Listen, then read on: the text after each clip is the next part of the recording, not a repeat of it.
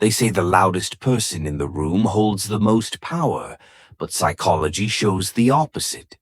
Real strength often belongs to the quiet one, the observer, the person who has absorbed more than they ever revealed.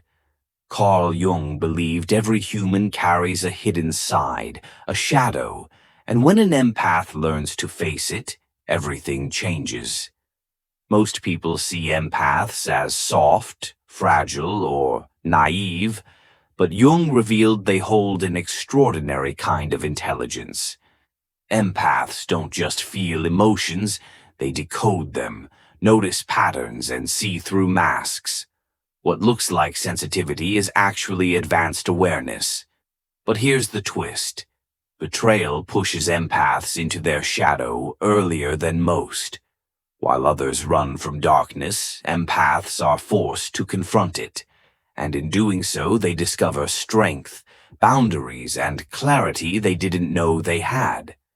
Jung called this individuation, the process of becoming whole. This is where their story shifts. The one who always said yes learns to say no. The one who forgave endlessly now forgives wisely. The one who waited patiently becomes unmovable. Jung described this transformation as the transcendent function, the ability to hold contradictions without breaking. They remain kind but no longer naive, compassionate but no longer controllable. This is the mistake narcissists make. They see empathy as weakness. They assume kindness means easy to exploit.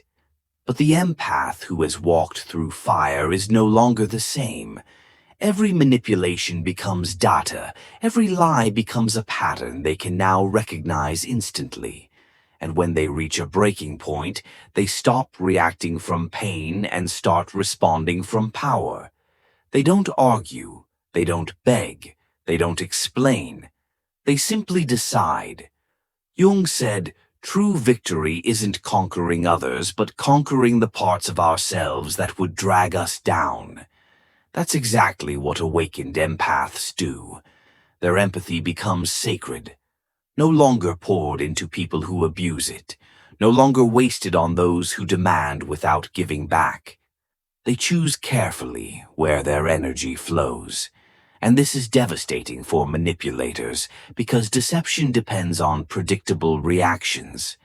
The awakened empath no longer plays the game. Their silence, their detachment, their clarity, these are forms of power most people don't expect. Jung called this state psychological sovereignty, wholeness within the self. The empath no longer needs external validation to feel worthy. They no longer chase approval or rescue those who don't want saving. They become complete in themselves, and in that wholeness they are untouchable. So, the next time you see the quiet one in the corner, don't mistake silence for weakness. You might be looking at someone who has transformed wounds into wisdom, pain into power, and suffering into strength. Jung was right. The most dangerous individuals aren't the loudest. They're the ones who have faced their shadow and emerged whole. The awakened empath doesn't need revenge. They don't need to prove anything. Their very presence is proof.